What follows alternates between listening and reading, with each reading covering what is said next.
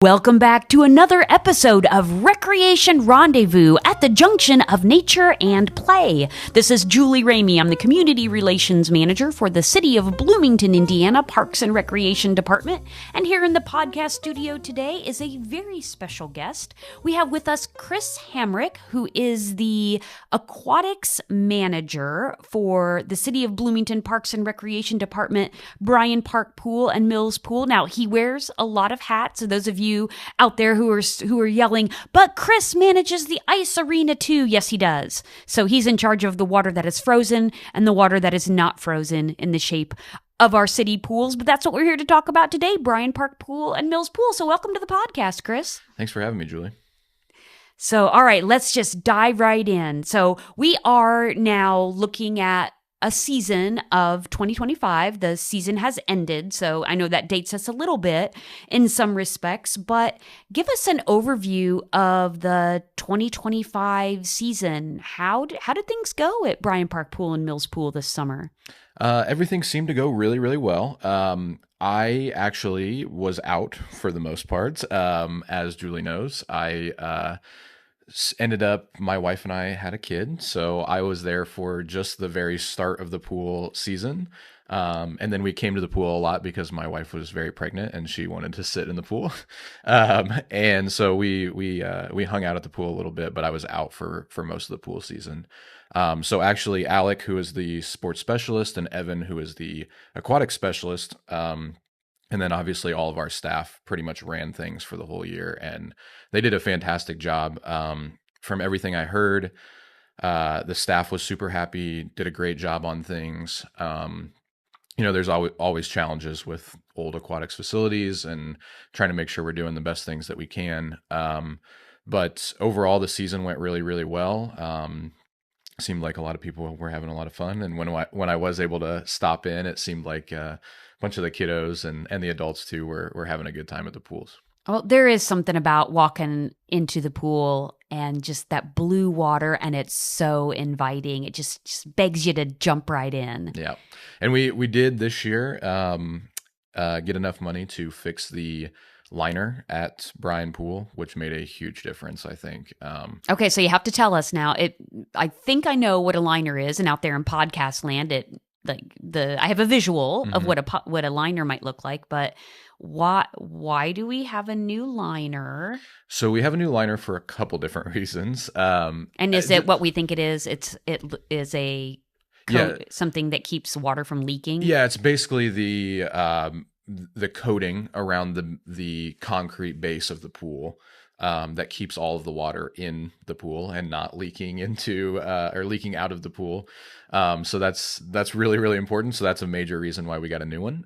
The other reason is because the old liner was just having some issues with breaking apart just because it was so old. And obviously we don't want people's feet getting cut or anything like that. So we were able to get a new liner this year, and it's very pretty and it makes the pool look even nicer. So it is very pretty, and a liner, not only does it keep water from leaking out, that's a pretty substantial investment, but when water leaks out, then that means we have to buy more water because Parks and Recreation still pays a water bill, and then it messes with the chemicals, so that makes our chemical bill look different when water's not leaking out and our chemicals aren't leaking out and all that kind of thing. So there's a lot going on besides it just looks really pretty. That's true. There's a lot that goes into that side, the utilities and the management of the actual facility itself. But the biggest thing I think is just for the patrons as they come in, it just looks really pretty. And, it's nice to have, we had a bunch of people come up this year and say like, hey, this, it looks a lot nicer this year on that front. So yeah. So the Bryan Park Pool, which is the bigger of the city's two outdoor pools, there's Bryan Park Pool and Mills Pool. Bryan Park Pool was built in 1967, more or less. Mm-hmm. Somewhere in that era. Both pools, I think, were in the 60s. In the 60s. Yeah. Okay, so the world has changed. Mills might be early 70s. I can't remember off the top. I see the signs every day when I walk in there, but after a little bit, you just quit You looking just at the quit seeing the yeah, dates. exactly. So this is, in the parlance of facility management, it's called aging infrastructure. So there's are challenges that come with managing that, and with like you alluded to, keeping our patrons safe and providing a resource, but also then trying to manage all of the things that come with an aging facility, like roofs and the everything that you don't see, all the non-sexy stuff in the pump room. So I'm going to go out on a limb and say that our admission fees don't quite cover the cost of operation. That would be correct. So actually, interestingly, interesting to me. Other people may not find it super interesting. I'm kind of a nerd on stuff like this. I love stuff like this.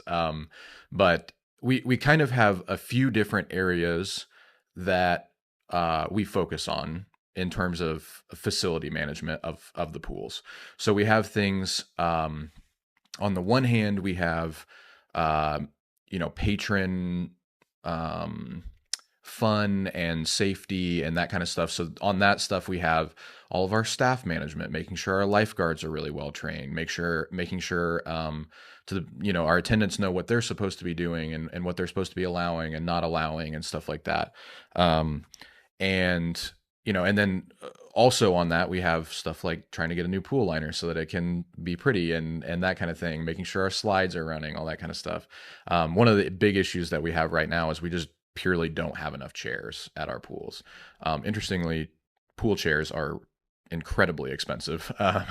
And Okay, now if someone says, I could go to Lowe's right now and get a chaise lounge for $29.99. Yeah, the big problem is getting the chairs. So there's obviously like different kinds of chairs that you can buy, but the ones that are cheaper, it's really nice because you can just buy them in bulk and you can get a bunch of them. The issue is that they break very quickly. And when you have the amount of people using them that we do at the pools, they break very, very quickly. And they also, those ones specifically, they tend to, when they break, they're just plastic, so they break and then they pinch somebody or whatever else. So we're trying to eliminate using those very old plastic chairs that break and pinch little kids as they're just trying to sit and enjoy their pool day. And I'm guessing too that like anything in a public facility, maybe not always used exactly as designed. For example, used as a trampoline or a seesaw or that would be correct. A battering ram. Yes, there are different times when especially some of the kids can use them as not intended, for sure. So that's probably, how high is that on the priority list when we're talking about all the other things that you mentioned? And then we know that, but that's something that really impacts someone's enjoyment if correct. they don't have a place to sit. So that's kind of where I was headed. Is we have a couple different areas that we really have to focus on. So on the one side, we have our patron enjoyment, that kind of thing. And then in the middle, we have just our facility upkeep in general. And then on the third side, we also have like trying to be as financially sustainable as possible, because we know that, we're a publicly funded facility and we don't want to just be wasting taxpayer money and that kind of thing. So back on the facility management and upkeep side of things, as you mentioned, the pools are both extremely old. And so we have to figure out different ways to prioritize different things that need to be fixed. So on the one hand, we definitely want to improve some of the patron enjoyment things. And it would be nice to have new water features all the time and to get new slides and build all these crazy things that everybody can enjoy. But then on the other hand, we also want to make sure that our pumps are running and that the chemicals are getting pumped into the pool properly and things like that have to be done in order for us to even be open in the first place. So as much as we would love to spend all of our money on just buying new chairs or whatever the case may be, we want to keep the main pumps and things like that in the condition that they need to be in. And they're just old, and we're in the process now of trying to get as many of those replaced as possible so that everything runs as efficiently as possible, and we can get, hopefully once we get that back to a good spot, then we have a little bit more availability to fix some of these other patron things. And like I said on the third thing there, we're also just trying to be as financially sustainable as possible. So even if we do have a little bit of extra money in the budget, we're trying not to just throw a bunch of money away on different stuff. Obviously there's stuff that needs to be fixed, and we're trying our best to prioritize that stuff, but we just don't want to go to the taxpayer base and say, hey, just give us a ton of money to do all these different things all the time. So, well, you've probably heard it, and I think everybody that's ever worked in any branch of government has heard it. Well, I pay taxes. I'm already paying for the pool. Why do we charge admission?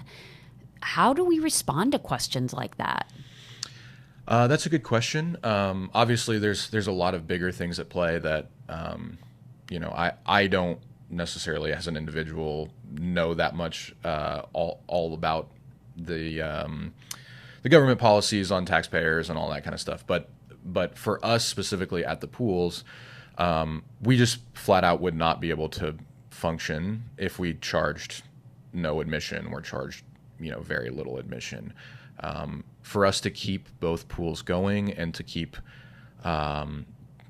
not asking for hundreds of thousands of dollars of more taxpayer money every year, we have to charge admission, and it's not something that I wish that the way the world worked is we could just not charge anything, but just based on the cost of everything. I mean, like you mentioned earlier, it's just because we're a city facility doesn't mean we don't pay utility bills. We still pay for our water, we still pay for our electric and our gas when we need to heat the pool in the beginning of the year, and so we still have all those kind of bills. And then again, just because we're a city facility doesn't mean that we don't pay for companies to come out and fix things when things go wrong.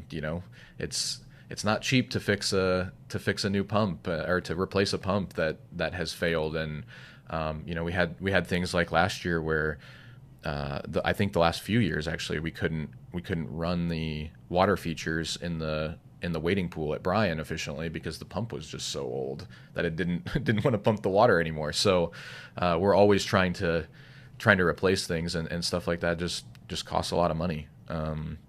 So I don't know if that really answers your question, other than just we couldn't function without just asking the taxpayer for a lot more money than they're currently paying. Well, yeah, and in a 30,000-foot view of taxes, that horrible, the T word, that the percentage of property taxes, of course, we are a city facility, which means only in-city Bloomington residents pay for parks and recreation facilities. And in the grand scheme of how tax dollars are divided up, when it's all divvied up to libraries, to schools, and to all the rest of the things that come from city taxes, all the services for the community, parks and recreation isn't exactly rolling in money, nor are many other city departments when it's all divided up, because there has to be a division. So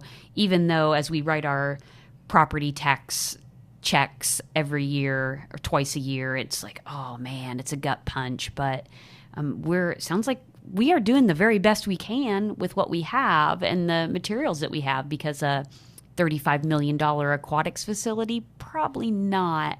I don't want to say never, but probably not in the cards. I think we should, personally. I think we should do it right now. You're all in.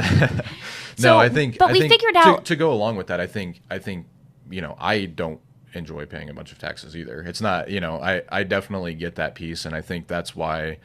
I think for Parks and Rec as a whole is this way, but I think Alec and I working at the pools and the ice arena, it's so important to us to try to be as financially sustainable as possible, because it's something that we really believe in and want to push forward is we don't want to have to require a bunch of extra tax money every year to just keep our facilities going. Now, obviously, Bryan Pool is a little bit different than Mills Pool. Mills Pool does rely a little bit more on the tax base. But overall, like just, Mills Pool over the last few years has done a lot better and than it has in the past. And so we're trying to keep that going and keep that momentum going and try to eliminate, maybe not eliminate, but reduce the subsidy as much as we possibly can. So it's such an asset. Both pools are such an asset to the community. So I would be remiss without giving Chris and Alec a shout out for everything that you guys are doing to keep the pools up and running. And the summers are hot. We had many, many days this summer that were 90 degrees and warmer, and we're lucky enough to acquire some funding from Economic and Sustainable Development, another city department, to host Stay Cool Bloomington Days. So it was a short-lived grant program that allowed us to offer anyone admission to the pools on really hot days. Doesn't sound like that program is going to be able to continue, but Parks and Recreation is really looking at some innovative ways to keep our pools accessible to everyone in our community. So I think that's worth a shout out too. But we could talk forever and ever about financial sustainability, about the cost of managing aquatics facilities, about the difficulty you touched briefly on training staff, but on a scale of 1 to 5, 1 being super, super easy and 5 being super difficult, how hard or easy is it to find trained lifeguards? Depends. It depends. Oh, you're not using my 1 to 5 scale. No. I'm not very good at that. Not committing. Yeah. I will say that we have a lot of people in the community that do a great job training lifeguards. So we get a bunch of lifeguards from the schools that they already do. They have a class that they teach lifeguards in. So that's fantastic. And then, we get some lifeguards that come over from the Y as well. And they teach, they train all their lifeguards. And then we also, this year, I was a lifeguard instructor last year as well. But that's a lot of training to do when we're training 50, 60 lifeguards. And you can only train, when you're training by yourself, you can only train, you can train up to 10 at a time, but you really need to train like 5 in order to do it effectively. And so this year we were able to get some other people trained on being lifeguard instructors. So not only do we get trained lifeguards from other areas, but we also have instructors in our program, in our aquatics program now.